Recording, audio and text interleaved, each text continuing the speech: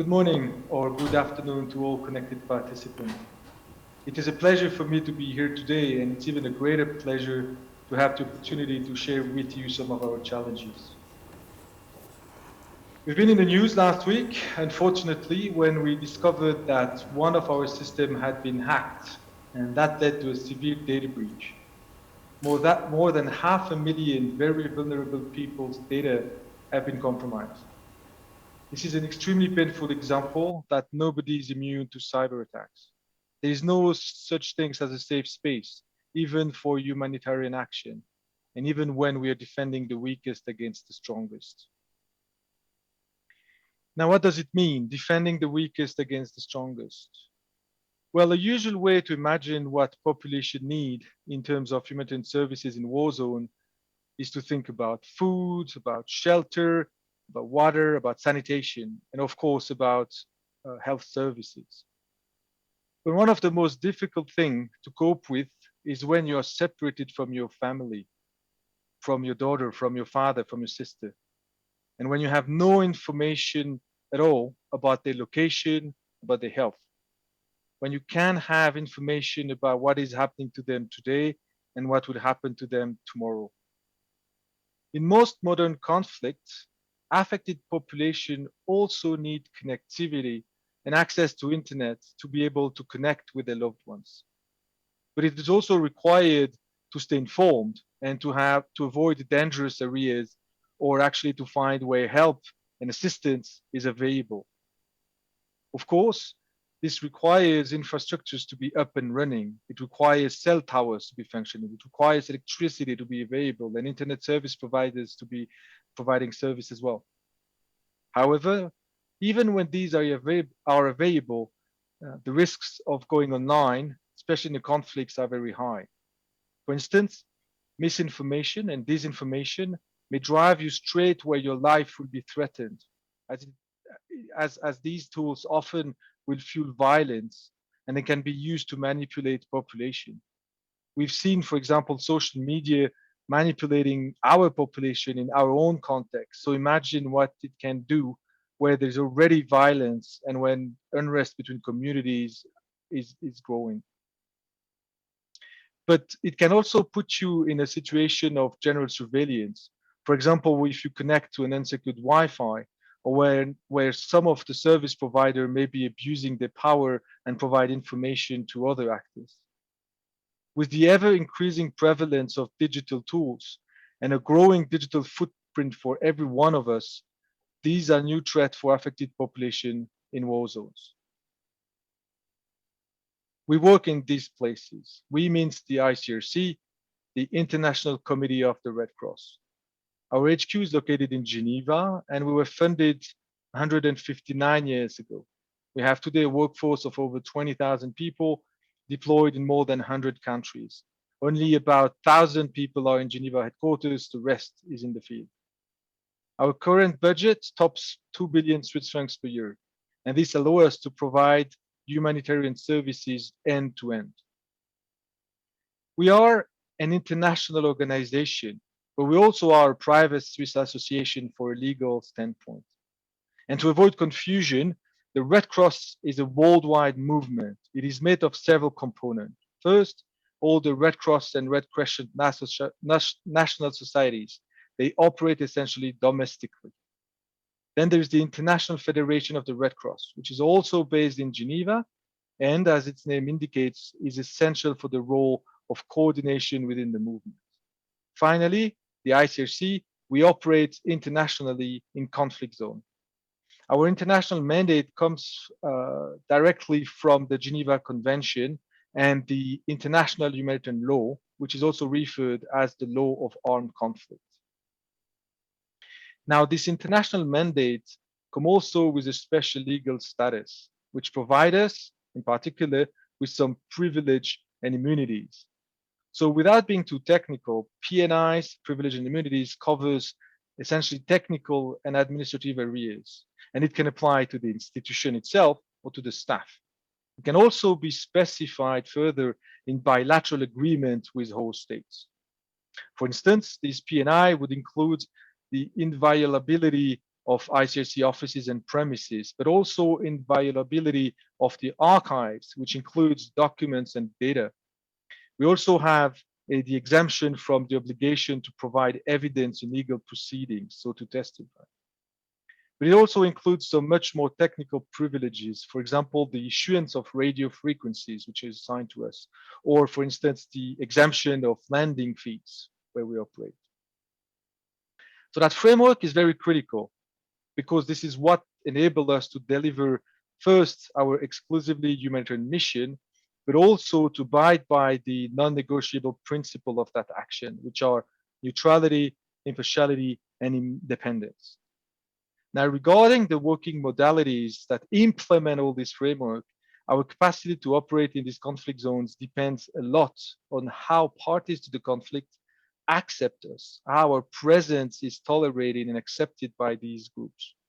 Now, this takes time to build, and to achieve it, we believe that bilateral dialogue that respects confidentiality and proximity is crucial. In other words, it is based on trust. So how do we build and how do we maintain that trust? For instance, we do not have armored vehicles when our staff are moving in the field. And the interlocutors we meet are usually heavily armed. Now, the respect of the interlocutors, respect of all kind, and the fact that we adapt our approach without taking sides really helps to create that acceptance. But this is in a physical world where we know how to operate, where we've been learning for over 150 years now to gain that trust. We also learn and know now how to access people and how to maintain that dialogue. So what does it mean in the cyberspace?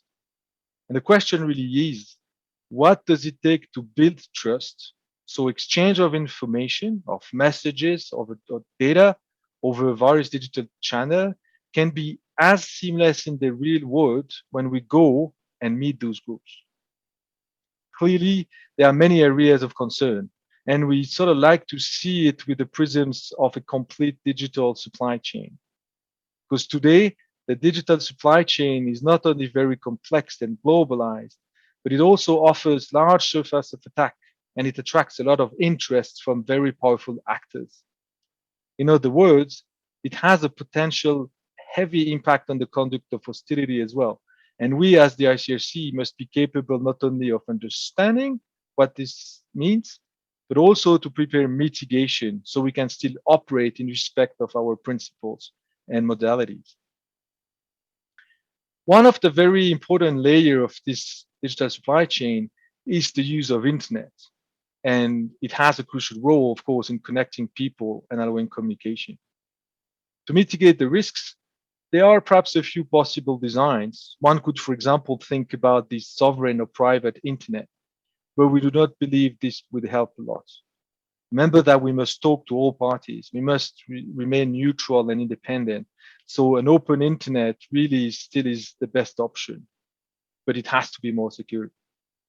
So this is where SCION technology can help us. As said earlier, many of our interlocutors are military, whether states or non-state armed groups. And communication with these entities require high security. And by security here, I mean it in the broadest sense, to cover confidentiality, integrity, and availability. Obviously, in conflict, belligerent and different parties do not trust each other. And so we must be able to verify during a communication that security is there, or perhaps more exactly, we must be able to let everybody verify it independently, and as much as possible verify that security and be convinced of it without having to trust any part of the system involved. So these are many properties offered by SCION today. The very concept of selecting a communication path is very well adapted to situation happening in conflict. But, and there is a but, it is not enough. Now, it's not enough, but the good news is that it may very well be possible in the near future. Let's see a bit more what that means. For instance, I mentioned the use case of essential communication with parties to the conflict, but we also want to provide digital services directly to affected population. And this must, of course, be done with the highest standards of security, and actually perhaps even more security, because they are precisely the weakest. So in other words, we want to be able to offer the security, the extra security properties brought by SCION all the way to the hands of the people, all the way to the mobile phones that users are using to connect to, for instance, an ICRC application. I'm sure you can also already see many of the challenges that need to be solved with this use case, in particular in terms of the deployment and the availability of science, in terms of the support that has to come from various new or existing third parties. But we're also adding a few more questions here. What if, for instance, the communication is via satellites? In fact, we do use satellites quite a bit for our staff, satellite phones or satellite dishes in the offices, where essentially there is no network available, right? But we could imagine two things. For instance, our satellites presence could be transformed in hotspots to provide connectivity directly to affected people around.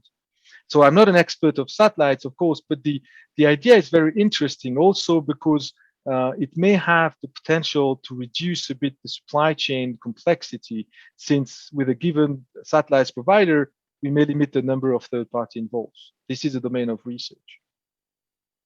Another burning question is how we could integrate SCION with tools that bring a high level of anonymity. For instance, is there a way we can leverage some VPNs capacity or services, or perhaps to have these mixed net architectures to enhance the anonymity of the participants? But where can this be implemented? Is it a software only question? Is it at the app level? Is it at perhaps the OS level of the phone? Or does it require special hardware?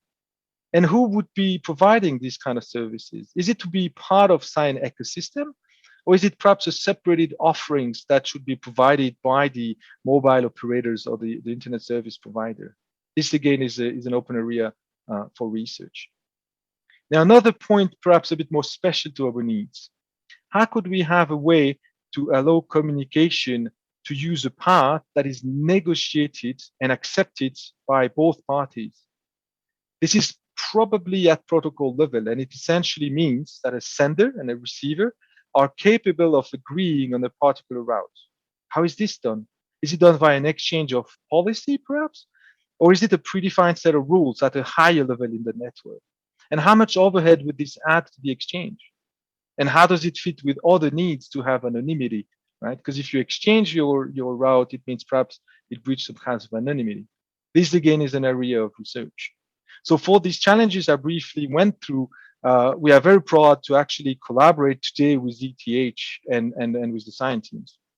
Of course, science brings and offers already a scaling the capacity to scale up. But on the other area of research, we're really looking forward being able to offer to the weakest more security in the digital world and to protect them against the strongest. I hope you're going to have a nice conference. Thank you very much for your attention.